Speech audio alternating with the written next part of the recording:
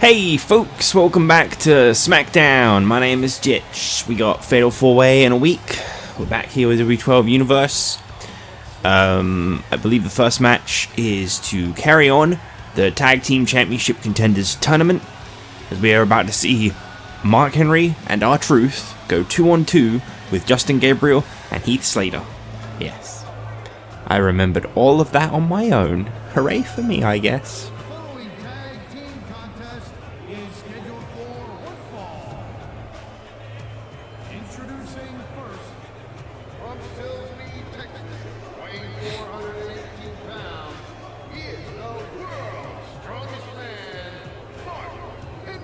I'm proud of myself. I managed to come up with a reason for this stupid ass entrance.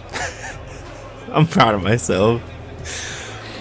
Every time I see this entrance, for a moment I groan and then I go, nah, I made a character for him where he's proud of how he is and he's happy.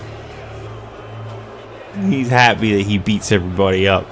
He's happy that he injures people.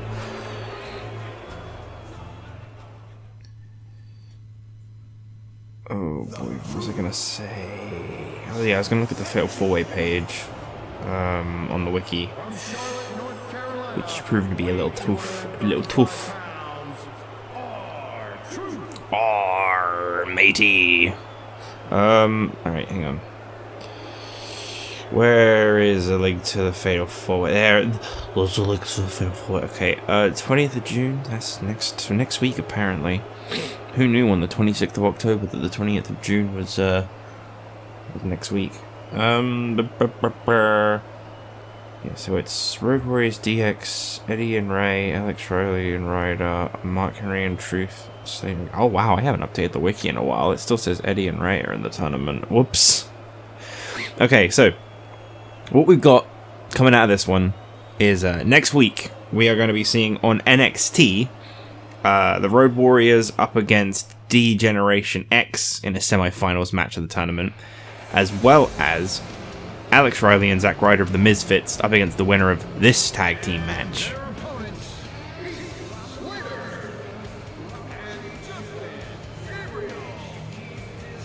And then it will be DX or the Road Warriors versus either the Misfits or the winner of this match in the finals next Friday on SmackDown. My god, I forgot how good this song was.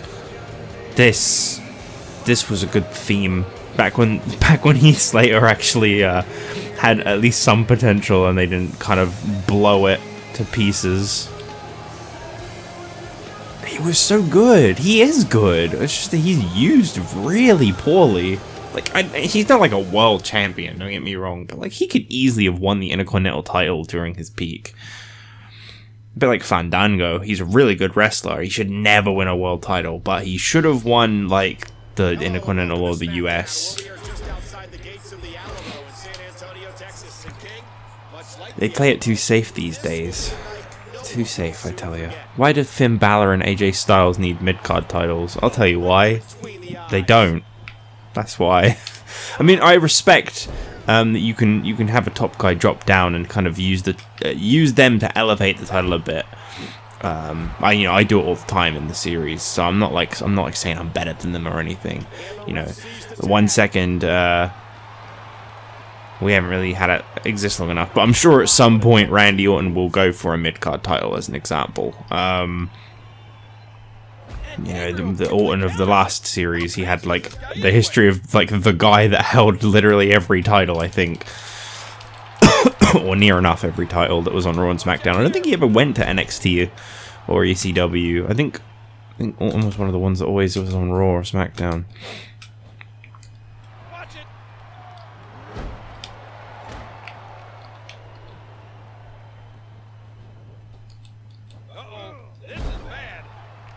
You're bad. So, my goal for this match is, quite frankly, I don't really care who wins.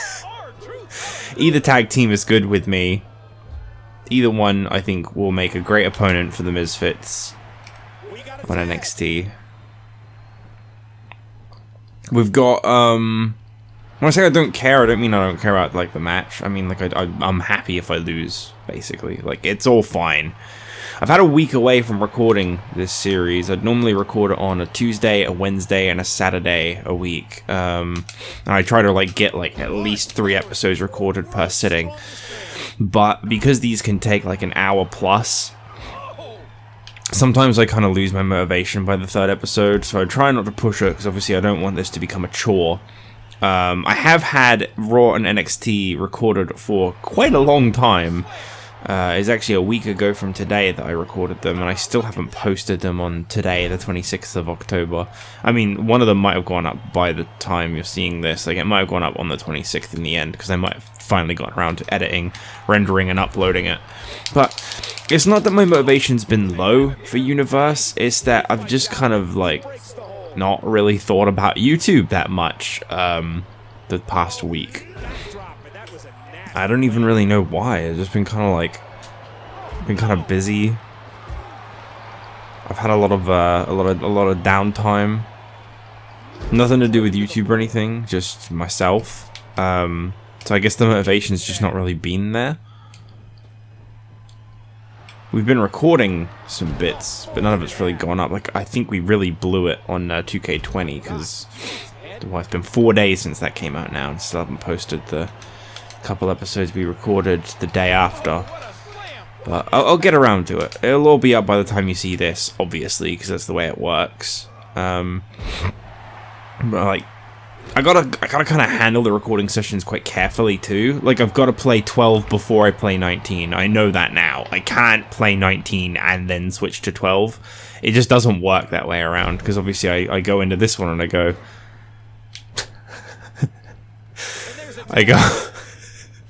fucking ropes, man.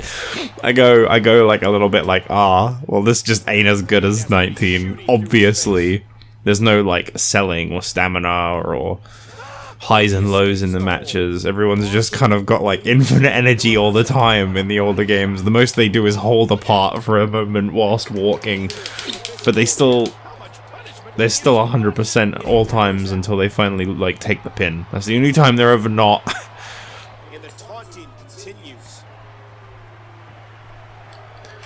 So I will try, as I say, I'll try to get back into like as much as I can, because I'm not out of Universe. It's not I don't care about Universe. It's just I just had a little time away from it. Obviously, at the moment, I'm also trying to do a 5th day at work, because if it wasn't obvious, I do 4 days, which is why I get those 3 days where I can record this. Those are the days where I'd normally, you know, during the hours I'd normally be at work, that I record. If that wasn't like something you could piece together, there you go. I think fast momentum doesn't work in this mode. Like in this game, I mean. Because I don't feel like I ever get fast momentum when I press it. I feel like this has taken quite a long time. And the fact that I'm 9 minutes into recording kind of confirms that. But yeah, I've been trying to do like a 5th day, so I could just get that a little bit more moolah. So that obviously means I only record twice a week if I do that. So it's just kind of hit and miss on when I can record. Cool! So there you go, Mark Henry and R-Truth. Really, really dominant showing as a tag team. Because I kind of just wanted to win. You know, sometimes you just want to play a match and you just want to win. You don't want to randomly get beaten up.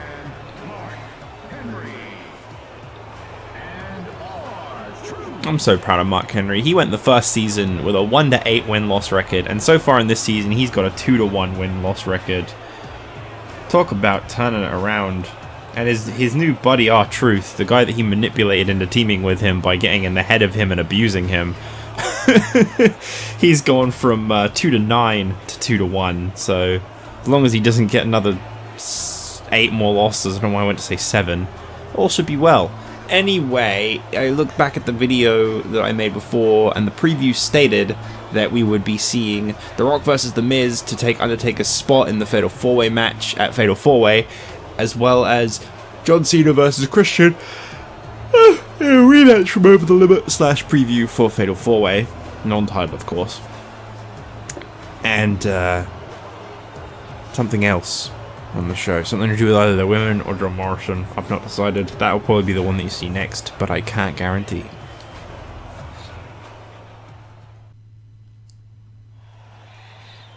Hey, what's up, booty boys? We're back. SmackDown.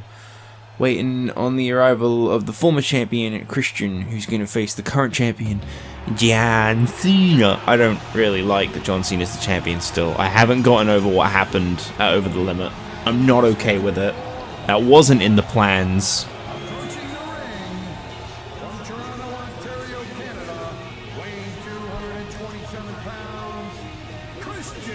I had always planned in my head that Christian would defend against Cena, Undertaker, and Austin at Fatal 4-Way, because I realized as I was getting near Fatal 4-Way that I'd kind of been like unintentionally building a potential 4-Way, because the main feuds on SmackDown were Cena and the Undertaker, and Christian, obviously as the champion, and Austin as the guy rising the ranks. So with Fatal 4-Way coming up, I think it was the week that Austin beat Christian, something in my head clicked and I went, well, he can't get a title shot Over the Limit that's already set to be between John Cena and Christian, but a 4-way at Fatal 4-Way between all four would make a hell of a lot of sense. That was always the plan. I didn't think Christian would make it through Fatal 4-Way, so like, I kind of wanted Christian to keep the belt at Over the Limit, you know, become the longest reigning champion, because Triple H only held it for like 2 months, and then potentially drop it, but I'd try to get him to win still anyway. That was the goal. That goal got completely and utterly stomped on by this guy, though. Thanks for that.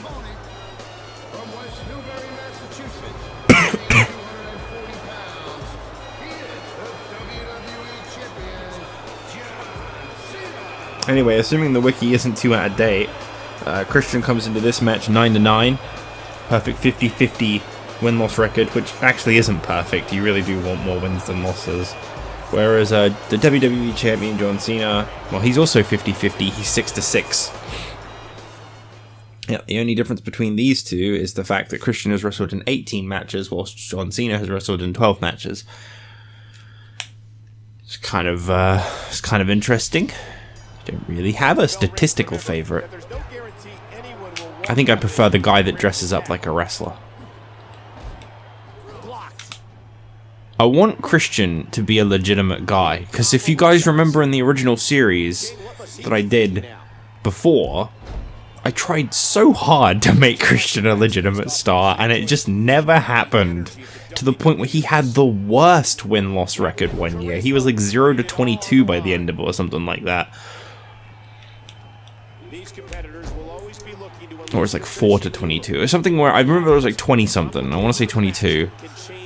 That's the amount of losses that he'd had. When you consider there's 52 weeks in a year, that means that half of the year he spent, almost half the year he spent losing, and the other half obviously not used. So I try to rotate people in and out so that everyone's getting used, because I don't like WWE's format of use the same people, hire as many as possible. Let's employ 200,000 people and then only use 40 of them. That's right, the house show loop is going to be fucking lit. All these people that you've never seen on TV, man, we're going to use them hard. EC3? More like who? Cena's been a bit of a dingle, isn't he?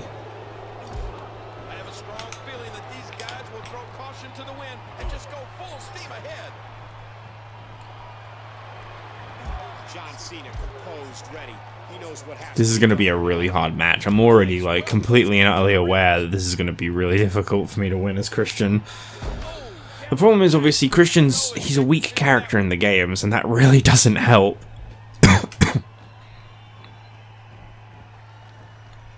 Just popping the jaw.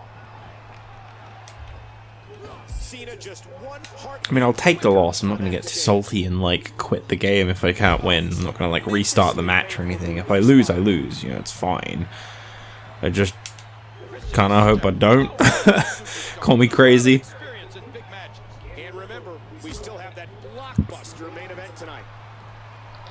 Just keep pinning him, boy. I mean, come on, man. Christian won the WWE title by pinning Batista at WrestleMania. That was huge. Really cool sequence. Reversed a Batista bomb and then like kind of caught him by an arm and rolled him up, and it was really good.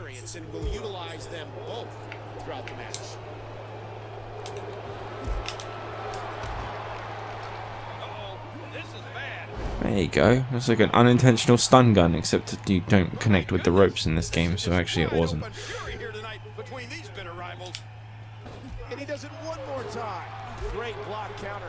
I'll let him get some offense in. He's the WWE champion. I can't just squash him.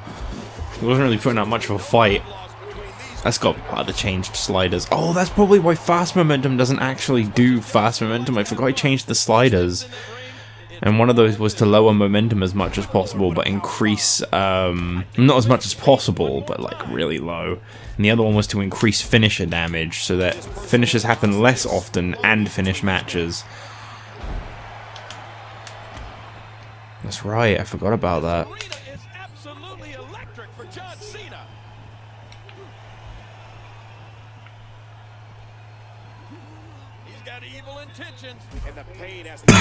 Oh no.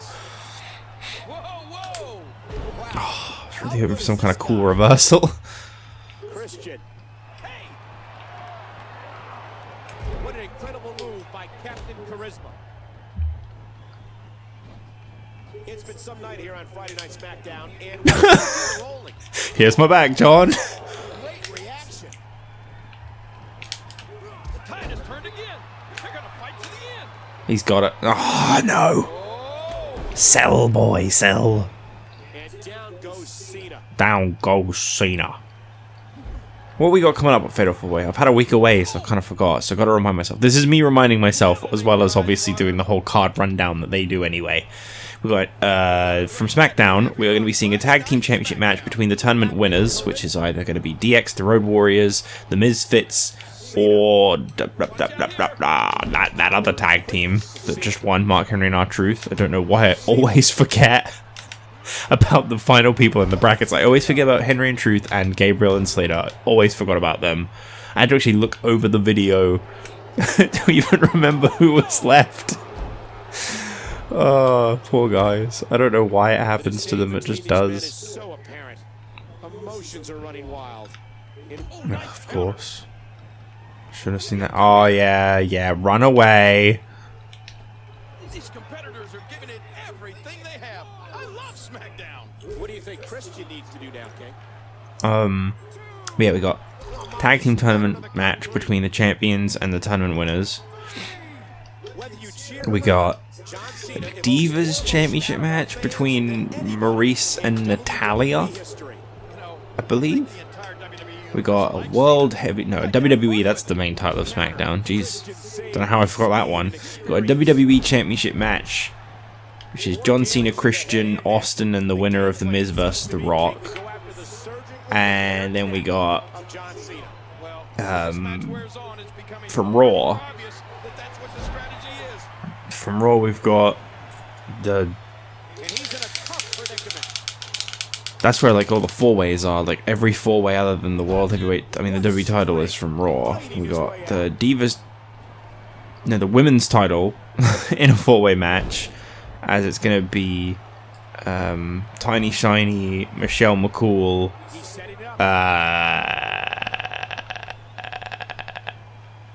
Oh yeah, Karma and Trish Stratus. Oh come on, John. We got a US title 4-way, which is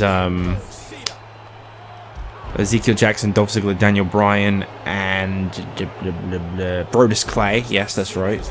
And then we've got the World Heavyweight Championship 4-way matchup, which is between the champion Jack Swagger, Randy Orton, Kevin Nash, and Batista.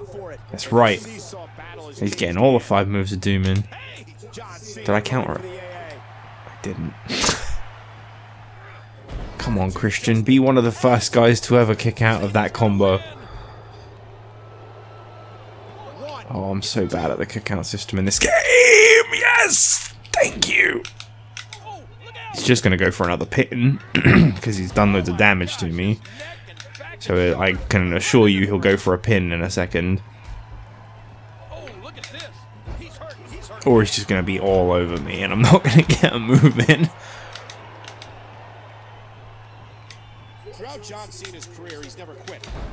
Oh, come on, man.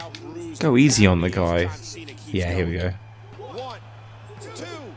And that ends just as underwhelmingly, I meant, as their match at Over the Limit. I really, really hate the old kick-out system.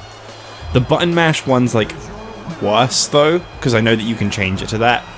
But that one's worse because you don't know if you're going to kick out, and generally 9 times out of 10, if they've done enough damage, you're not going to. So there you go. John Cena once again crushes the hopes and dreams of everyone that wants to see Christian succeed. If you want a man to blame for Christian's recent downfall, look no further.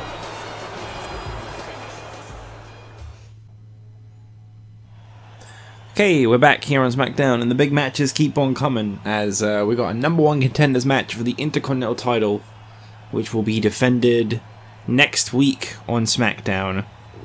The Miz has declared that he is not going to be pursuing a rematch for the Intercontinental title. He is instead going for the WWE Championship, hence why he's facing The Rock in the main event. And tonight he is in full support of John Morrison, defeating Goldust and becoming the new contender to Rey Mysterio's Intercontinental Championship. Following contest is scheduled for one fall. Approaching the ring from Hollywood, California, Goldust. For anyone that is curious of Goldust's series-long undefeated streak, I believe this is his first match. Yeah, this is his first match of Season 2. So he doesn't actually have anything here, but Goldust's win-loss streak is 3-6, for those that are curious. That's how he's doing. The last time that we saw Goldust in action was another Intercontinental Championship contenders match. I don't know how this guy continues to top the rankings for the Intercontinental title, but he has. The last time he was in a match was up against The Rock, in which he attacked The Rock before the match and then went on to lose to The Rock anyway. Hence why everyone's kind of turned their backs on him, crowd-wise. You know, it's a lot more boos. That didn't used to always be the way it was for Goldust, but I guess you just don't attack The Rock. If you want to keep your fandom, just don't attack The Rock. It's simple. Of course, they don't like John Morrison either. Does the crowd of SmackDown like anything? That is the question. Accompanied by the Miz. Representing the Misfits from Los Angeles, California, weighing 224 pounds, John Morrison. I will say, The Miz has been a surprisingly supportive leader. You notice that with a lot of factions, when it comes to the lower members of the group, they don't genuinely get a lot of support from the leader of the group, which is obviously The Miz. It's called The Misfits. But not only does he want complete and utter domination of SmackDown, which means he wants his other partners to succeed. He wants one as the Intercontinental Champion, he wants 2 of them as the Tag Champions. He's pretty satisfied with Maryse being the Divas Champion, of course. This guy's set on the gold. But what's really interesting about the whole situation is he actually comes out and supports every single member of the group. He'll actually be in the corner of their matches, you know, cheering them on, trying to ensure that they get the victory.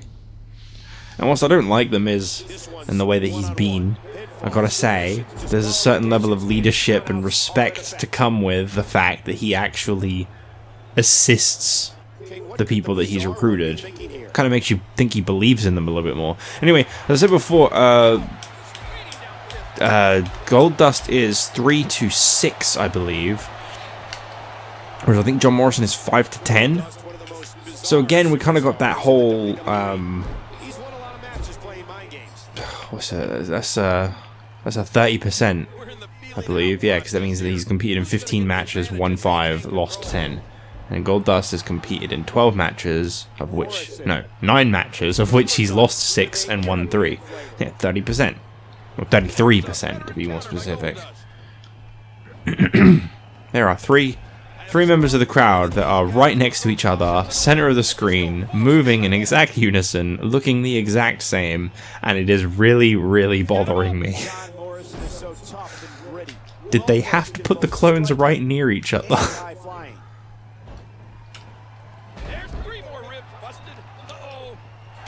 There's 3 more ribs busted. That's a pretty nice little combo.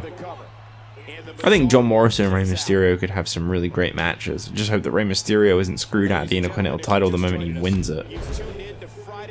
Fatal 4-Way could be a crowning night for the Misfit stuff. John Morrison wins the Intercontinental Championship and the Miz wins the qualifier. Just think, at Fatal 4-Way, the Misfits could be walking out with all the gold that they had in mind as well, I mean, as well as obviously Riley and Ryder winning the tag team tournament. They've definitely got the toughest obstacle, believe it or not. I mean, obviously the Miz has got the toughest obstacle, but the Miz has proven that he can be a great success. We've not yet seen anything from Riley, and Ryder's only been a success as a Cruiserweight champion.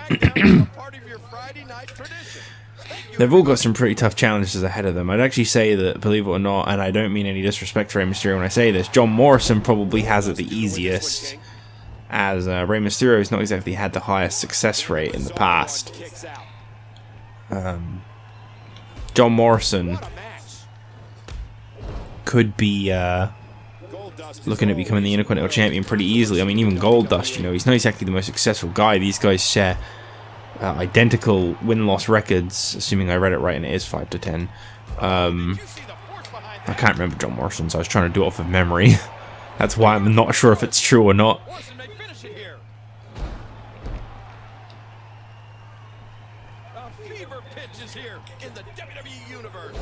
Thanks for that, Goldust.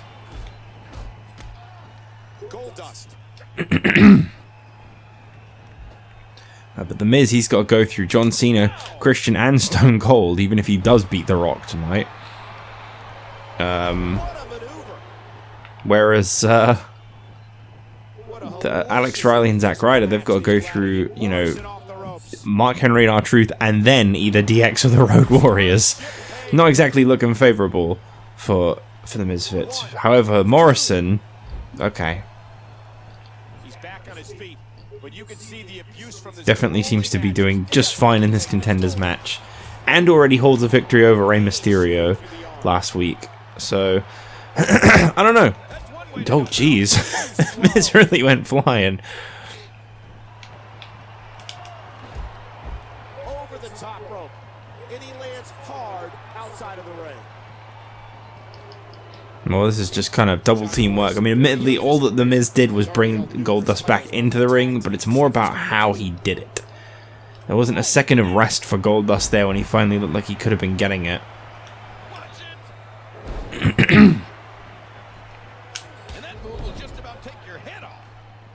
Yeah, this is not Goldust's night, that's for sure. I think we know who's winning this match. It's just a matter of when. John Morrison's got the makings of a future world champion, to be honest. He could do it. I think one day, if there's one guy I think will outgrow the Misfits and want more in the future, it's definitely John Morrison. I could see them fulfilling exactly what it is that the Miz has got in mind and winning all the gold at some point. You know, you persist enough, you may actually succeed. And obviously, when you've got someone like the Miz constantly in your corner helping you win, that helps too. And for that alone, I think that one day they will actually win all of the championships they've got their sights set on. But I think eventually they're going to get tired of being the Miz's lackeys, and I think it's Morrison that's really going to want to win that WWE title from the Miz at some point. Assuming he were to win it. That is, of course. But there you go. John Morrison secures himself an Intercontinental title match against Rey Mysterio next week on SmackDown.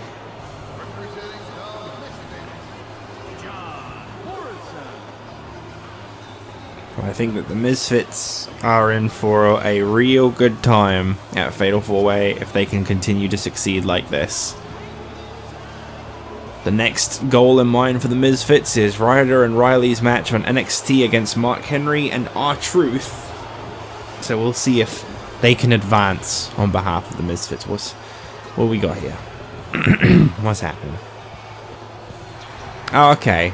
Riley's coming to celebrate with Morrison as well, who has suddenly got something wrong with his nose. What is that? Can't quite tell. It looks like his skin's just messed up a little bit. Riley looks happy.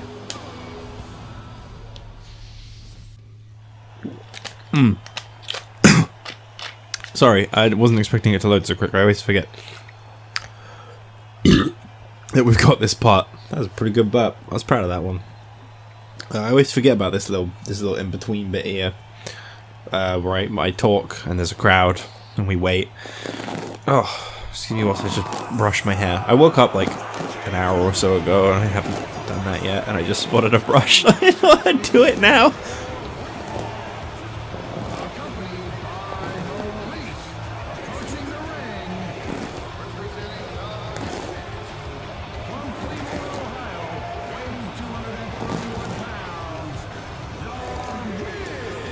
Well, The Miz has declared one rule among the Misfits that I find to be a little bit of an insecurity, evidently, which is that Maryse is officially a part of the Misfits, but that she is only to be associated with The Miz, no one else. So she's at ringside for The Miz, the only person she'll ever be at ringside for, basically, is what that would be saying. You know, to repeat myself, but word it differently.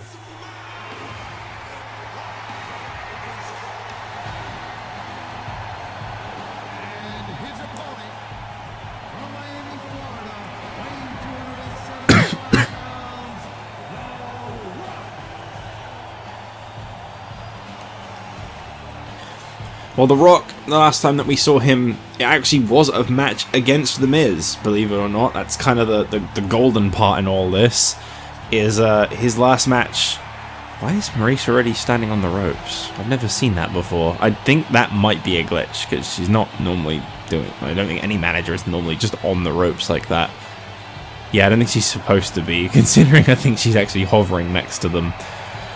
Yeah, she's not supposed to be up there. Well, whatever. Anyway, the last time we saw The Rock was actually against The Miz. It was a last man standing match, I believe, at Extreme Rules. I mean, I might be wrong. I think he might have competed since then. But that's the most recent thing that comes to mind. It was either Over the Limit or Extreme Rules. It might have been Over the Limit, actually. Well, I guess that's no surprise. Welcome, champ. Have a seat right I here. don't know, apparently he's competed once so far this season.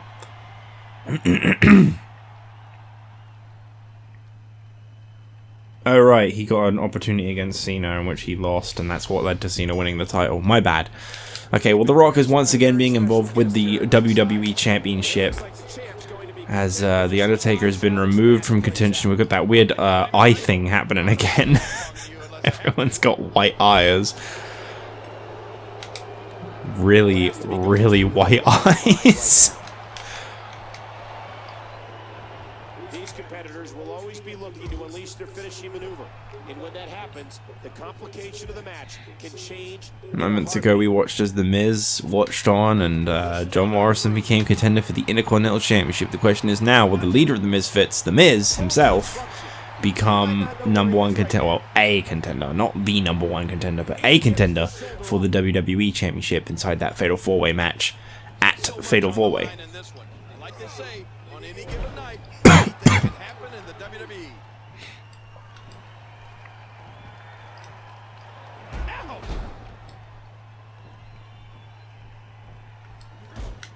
The Rock is laying the smackdown. Oh, what a Not for long. Not fast enough.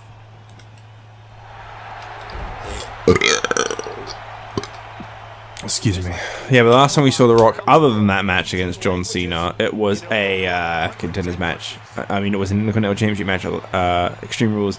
Last man standing between these two. And it was the way The Miz won that I don't think anyone will be forgetting anytime soon. So much disrespect. So much lack of respect for any kind of rules at all. The Miz attacking The Rock from behind and then beating him down with weapon after weapon after weapon to get a quick victory at 10 count. He's actually fighting The Rock tonight, though, and that's good to see. Except for all of this. This isn't so very good to see. Of course, if The Rock puts his hands on Maryse, that's an automatic disqualification, and I think that's one of the reasons that The Miz likes to have her at ringside. It's almost like it's bait. He can hide behind her, he can run around her, he can do whatever he wants just to try and like make sure that his opponents potentially hit her. Because although obviously, you know, it's someone hitting his partner and he ain't gonna like that, It's a nice easy victory, and any kind of victory in this match leads to The Miz becoming an official part of the WWE Championship match. I can't help but wonder, like, what John Cena's purpose for coming to ringside is, who he's perhaps hoping doesn't or does win this. You always have that one guy in a match like this where there's one that you're gonna want to see win, and there's one that you don't. One poses more of a threat to you. In this situation, it could be either. I mean, definitely when you look at them side by side, it's going to be The Rock. But at the same time, John Cena has defeated The Rock. John Cena has never faced The Miz. The Miz has a record 180-day reign as a champion.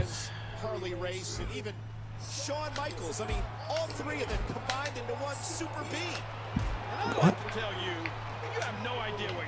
Oh, he's talking about The Miz. Right, I forgot this is when Michael Cole had like a really hard dick for The Miz. Oh!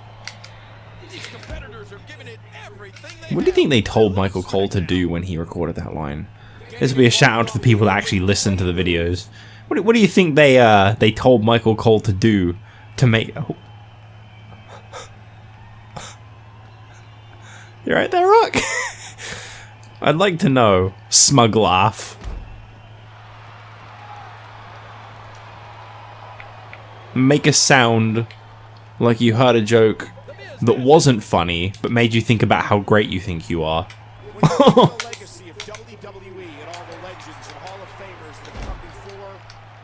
The Miz is better than all of them. Well, The Miz is the evolution of our craft. Quite honestly, Daniel Bryan's shirts have always been so shit. I just saw the one with the fucking wrestling ring in the crowd. It's like, it's a ring with the words Daniel Bryan. Boy, that is a bland. I remember that was the thing I didn't like about Daniel Bryan when I first started like seeing him. My reason for not liking him was he was just so bland. Then he finally started to develop a character, and now I really like him. Ah, shit. Rock bottom.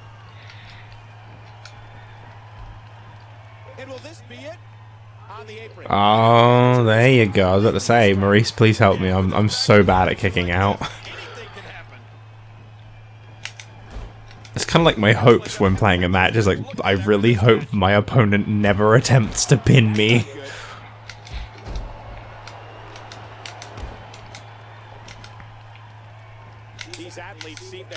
Jeez, he is absolutely smashing Miz. Me, whatever.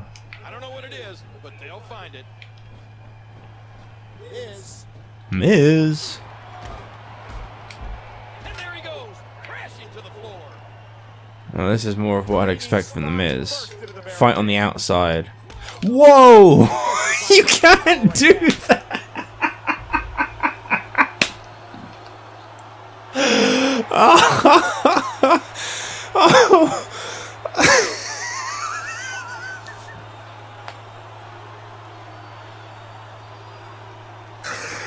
Okay, so the Miz is going to Fatal 4-Way. I was gonna try and have that happen. I wasn't quite expecting it to go like that. Alright, we'll make up in our heads that the Miz and The Rock, they were exchanging fists, and the Miz ducked, and he hid behind Maryse, and then The Rock punched Maryse, and the referee went, that's it, match is out. And we were all like, ah, yes, that's why he brought Maryse to ringside. Okay, that's what we're going with. Thank you and good night. Just walked up and punched her right in the face. What did you think would happen? You'd get a Divas title shot? Oh my god, I've never seen anything like that before. That was gold. Okay, so the Enforcers have apparently gone up a rank. So that means the Road Warriors are the #1 contenders. There is no second, there is no third, and the Enforcers are #4. Alex Riley is now the #1. That's good. I'm glad that did that. Wait, what? Wait, hold up. No, I'm not glad that did that. That's not John Morrison. I just realized this is the wrong guy.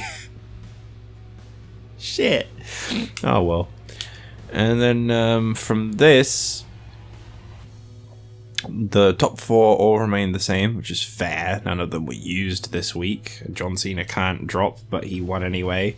So that means Christian didn't drop. Okay.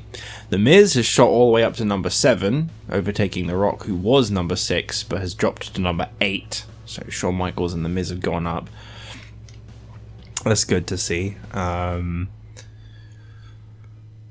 I'll do the rankings based on what happened on the night. So R-Truth has gone up by a couple ranks for his victory. Mark Henry's gone up by 1 rank for his victory, which sends Del Rio down to 10, which is a bit more of a fitting spot for him. I really don't think he should be in the top 10, to be fair, so I still think he could afford to drop a bit more. I don't want to like completely and utterly job Del Rio out, because I can respect that he's an okay wrestler. I just don't want him to win like a title, to be honest. Maybe a mid-card, but that's about it. I wouldn't put a world title on him.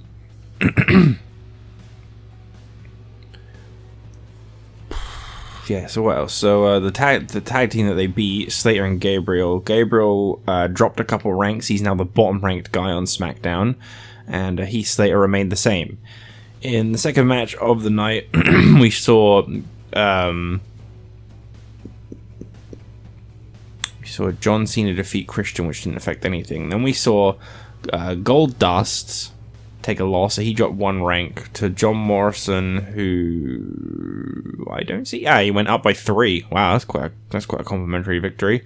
And then in the main event, The Miz defeated The Rock, and you can already see that The Miz is now above The Rock. So there you go. There's all the rankings changes that you need to see, really. I don't think much. I mean, there's been some random bits, like Wade Barrett dropped to 15. I'm not really sure why. He was 12.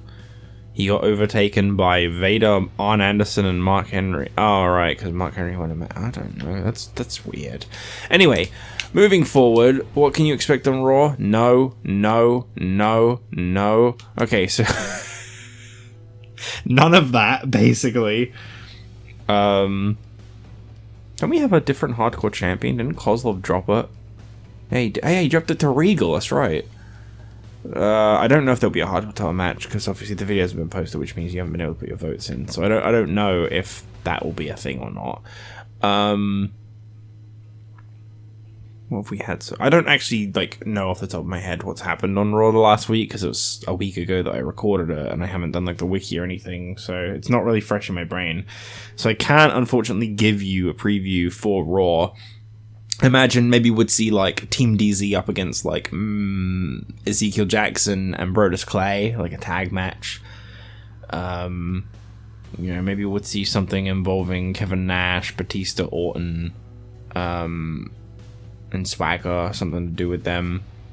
Maybe a hardcore title match. Maybe something to actually build up the women's match, because that's not been getting any build, and that's literally a week away, well, less than a week away on the episode of Raw. It's that Sunday. Yeah, just the little bits and pieces like that is what you can expect, basically. We've had a lot of involvement from the tag team division. Celtic Cross just recently. Oh, no, weren't there contenders named for the tag team champions on Raw? Maybe there was contenders. Oh, I think the Rebellion lost to the Celtic Cross last week on Raw, actually. I think they had their shot and they lost. So never mind that. Actually, thinking on it. So there's nothing to do with the tag champions. I think they could take a week away from that. So we could focus on the other 4 divisions. So what I'm saying is there'll probably be a hardcore title match, assuming any votes come in. There'll be something to do with the women in the 4-way. There'll be something to do with the US title in the 4-way. And there'll be something to do with the World Heavyweight title in the 4-way. And that's all I can promise you for Raw, because I can't currently remember exactly what's been going on. See you guys next time. Bye.